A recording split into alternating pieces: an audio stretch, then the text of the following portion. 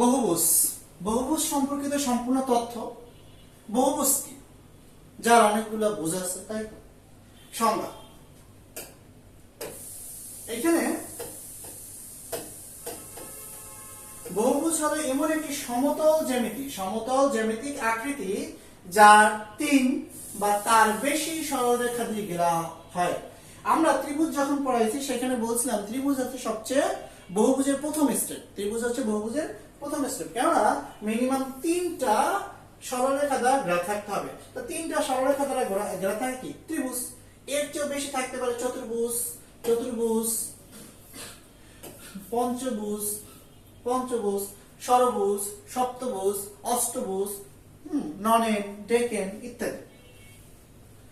তো এখানে বহুভুজ হলো এমন একটি সমতল জ্যামিতিক আকৃতি যার তিন বা তার বেশি সরলরেখা দিয়ে ঘেরা হয়। যেটি তিনটি বা তার বেশি সরলরেখা, যেসব রেখা একে অপরের শুধুমাত্র প্রান্ত বিন্দুতে ছেদ করে। প্রান্ত বিন্দু কি? প্রান্ত বিন্দুতে ছেদ করে বলতে এই যে একটা সরলরেখার প্রান্ত বিন্দু এই আর এই, তার একটা সরলরেখা কি তার প্রান্ত বিন্দুতে ছেদ করবে, এবং এইটার প্রান্ত বিন্দু তার একটা সরলরেখা ছেদ করবে, এবং এইটার প্রান্ত বিন্দুতে এইটার প্রান্ত বিন্দু ছেদ করবে। এই হচ্ছে একটা চতুর্ভুজ হয়ে গেল।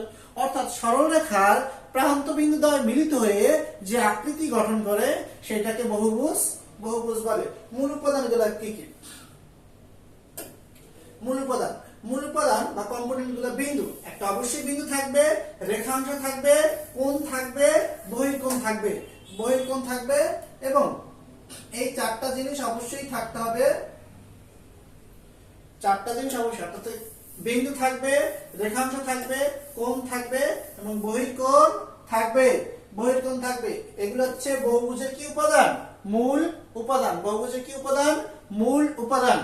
তো বিন্দু কি? যেখানে দুইটি রেখা মিলিত হয়, এই যে একটা রেখা, আর এই যে একটা রেখা, এইটা একটা বিন্দু।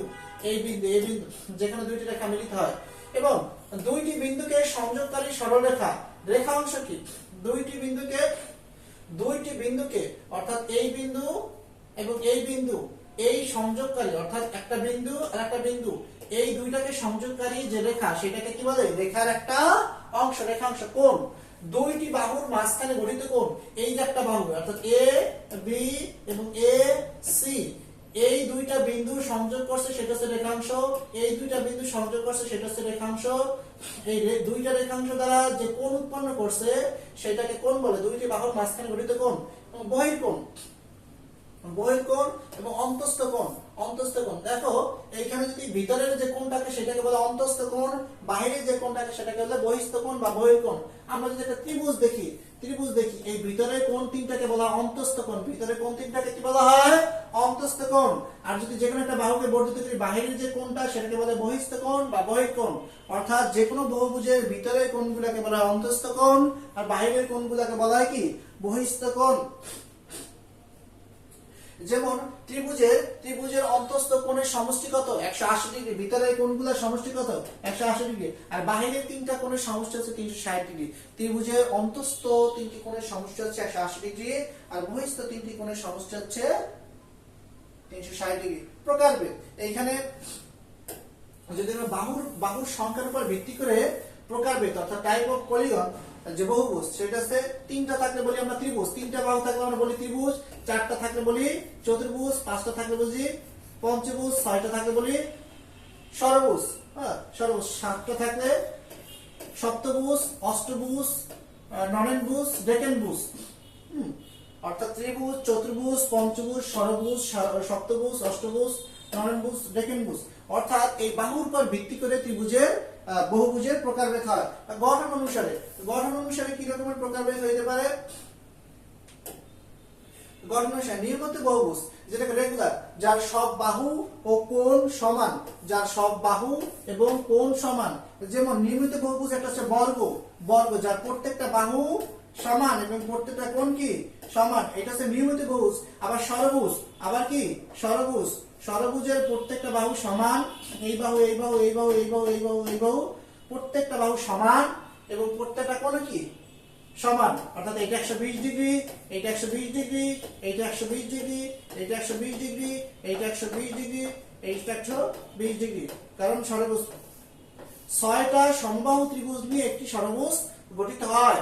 6টা সমবাহু ত্রিভুজ নিয়ে 6টা সমবাহু ত্রিভুজ নিয়ে একটি ষড়ভুজ গঠিত হয়, অর্থাৎ 6টা সমবাহু ত্রিভুজ নিয়ে একটি ষড়ভুজ গঠিত হয়। এখন আমরা এইটা একটা সমবাহু ত্রিভুজ, তার মানে প্রত্যেকটা বাহু সমান হবে, আর এই কোণটা 120 ডিগ্রি, তার মানে এইটা 60 ডিগ্রি, এইটা 60 ডিগ্রি, আবার এই কোণটা 120 ডিগ্রি, তার মানে এটা 60 ডিগ্রি, এটা 60 ডিগ্রি। তাহলে এটা 60 হলে এটা যদি একটা ত্রিভুজ, তার মানে এটাও কত ডিগ্রি? 60 ডিগ্রি। 3 6 18, এই ত্রিভুজের তিন কোণের সমষ্টি হচ্ছে 180 ডিগ্রি। তিন কোণের সমষ্টি হচ্ছে 180 ডিগ্রি। তারপরে আমরা এই তার মানে আমরা বলতে পারি যে 6টা সমবাহু ত্রিভুজ নিয়ে 6টা সমবাহু ত্রিভুজ নিয়ে একটি ষড়ভুজ গঠিত হয়। ষড়ভুজের প্রত্যেকটা বাহু, প্রত্যেকটা কোণ সমান, তার জন্য ষড়ভুজ একটা নিয়মিত বহুভুজ। ষড়ভুজ একটা কি? নিয়মিত বহুভুজ। এরপরে যদি আমরা দেখি অনিয়মিত বহুভুজ কি, বাকি যেগুলো আছে সেগুলো সব অনিয়মিত বহুভুজ, যেটা বাহু এবং কোণ সমান না, সেগুলোকে কি বলা হয়? অনিয়মিত বহুভুজ। কি বলা হয়? অনিয়মিত বহুভুজ। এরপরে উত্তল বহুভুজ কি? সব কোণ 180 ডিগ্রির কম যদি হয়, অর্থাৎ কোন বহুভুজের সবগুলো কোণ যদি 180 ডিগ্রি, অর্থাৎ সব কোণ 180 ডিগ্রির কম। 180 ডিগ্রি বলতে মানে সমষ্টি না, মানে প্রত্যেকটা কোণ যদি 180 ডিগ্রি কম হয়, সেটাকে উত্তল বহুভুজ বলে। আর অবতল, যেমন ষড়ভুজ একটা উত্তল বহুভুজ, প্রত্যেকটা কোণ কত? 120 ডিগ্রি করে। তারপর হচ্ছে অবতল বহুভুজ কি? অন্তত একটি কোণ 180 ডিগ্রির বেশি হতে হবে। যদি কোনো বহুভুজের একটা কোণ যদি 180 ডিগ্রি বেশি হয়, একটা কোণ যদি মিনিমাম একটা কোণ যদি 180 ডিগ্রি বেশি হয়, তাহলে ওইটাকে অবতল বহুভুজ বলা হয়। অবতল বহুভুজ বলা হয়। আমি আবারও বলতেছি, যদি সব কোণ 180 ডিগ্রির কম হয়, যদি সব কোণ 180 ডিগ্রির কম হয়, সবগুলা কোণ, সমষ্টি না, প্রত্যেকটা কোণ আলাদা আলাদা, যদি প্রত্যেকটা 180 ডিগ্রি থেকে কম হয়, সেটাকে বলা হয় উত্তল বহুভুজ। যদি কোনো কোণ, আবার হচ্ছে যদি কোনো বহুভুজের একটা কোণ, মিনিমাম একটা কোণ 180 ডিগ্রি থেকে বেশি হয়, সেটাকে অবতল বহুভুজ বলা হয়। এরপরে গুরুত্বপূর্ণ সূত্রের দিকে আমরা একটু নজর দিই। অন্তঃস্থ কোণের সমষ্টি, যে কোনো বহুভুজের অন্তঃস্থ কোণ, আমরা একটু ত্রিভুজ এবং চতুর্ভুজ নিয়ে দেখাবো। ত্রিভুজ এবং চতুর্ভুজ আমরা মুখস্থ বিদ্যা জানি। ত্রিভুজের 3টা কোণের সমষ্টি কত? 180 ডিগ্রি। আর চতুর্ভুজের 4টা কোণের সমষ্টি কত? 360 ডিগ্রি। এরকম পঞ্চভুজের 5টা কোণ, ষড়ভুজের 6টা কোণ। তো সূত্র হচ্ছে অন্তঃস্থ কোণের সমষ্টি n মানে বাহুর সংখ্যা। বাহু কয়টা? 3টা থেকে 2টা বাদ দিতে বলছে। গুণ কি? 180 গুণ 180। তাহলে 3 থেকে 2 গেলে কত হয়? 1 গুণ 180 180। তার মানে ত্রিভুজের অন্তঃস্থ কোণের সমষ্টি কত? 180। এখন চতুর্ভুজের মুখস্থ বিদ্যা জানি, চতুর্ভুজের অন্তঃস্থ কোণ কত ডিগ্রি? 360 ডিগ্রি। এখানে n মাইনাস 2 ইনটু 180 ডিগ্রি। এখানে n কি? n হচ্ছে চতুর্ভুজ 4টা, 4 মাইনাস 2 ইনটু 180 ডিগ্রি। তো 4 থেকে 2 গেলে 2 গুণ 180 degree is equal to 360 degree. তার মানে এভাবে পঞ্চভুজ বের করা যায়, ষড়ভুজ বের করা যায়, যে কোনো বহুভুজের অন্তঃস্থ কোণের সমষ্টি বের করা যায়। সূত্র হচ্ছে n-2, n হচ্ছে বাহুর সংখ্যা, n-2 into 180 degree, n-2 into 180 degree, n-2 into 180 degree. প্রতিটি কোণ, তারপর হচ্ছে প্রতিটি কোণ নিয়মিত বহুভুজের ক্ষেত্রে, নিয়মিত মানে যেগুলোর বাহু এবং কোণ সমান। নিয়মিত বহুভুজ মানে যেগুলোর বাহু এবং কোণ সমান, সেটার সূত্র হচ্ছে বাহু এবং কোণ সমান, সেটার সূত্র হচ্ছে 180 ইনটু n-2 n। এখন 180 n হচ্ছে যদি নিয়মিত বহুভুজ থাকে, মানে বাহু এবং কোণ সমান থাকতে হবে। বাহু এবং কোণ যদি সমান থাকে, মনে করি ষড়ভুজ, তো n এর মান কত? 6 থেকে 2 গেলে কত থাকে? 4। আর নিচে n এর মান কত? 6।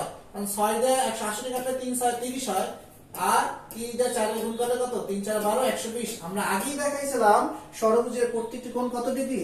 120 ডিগ্রি করে প্রতিটি কোণ, অর্থাৎ প্রতি কোণ। এখন যদি বলে ষড়ভুজের 6টা কোণের সমষ্টি কত? 120 এর সাথে 6 গুণ দিতে হবে। 6 গুণ দিলে কত আসবে? 720। বহির্বাদ কোণের সমষ্টি, বহির্ভাগ কোণের সমষ্টি সব সময় 360 ডিগ্রি হবে। বহির্ভাগের কোণের সমষ্টি কত হবে? সব সময় কত ডিগ্রি হবে? 360 ডিগ্রি হবে। বহির্ভাগের কোণের সমষ্টি সব সময় কত ডিগ্রি হবে? 360 ডিগ্রি হবে। এই হচ্ছে আমাদের বহুভুজ নিয়ে আলোচনা। আশা করি তোমরা সকলেই বুঝছো। যদি না বুঝো তাহলে আবার ছোলো করে ভিডিওটি দেখো। ছোলো করে বলতে মনোযোগ দিয়ে দেখবা, ঠিক আছে?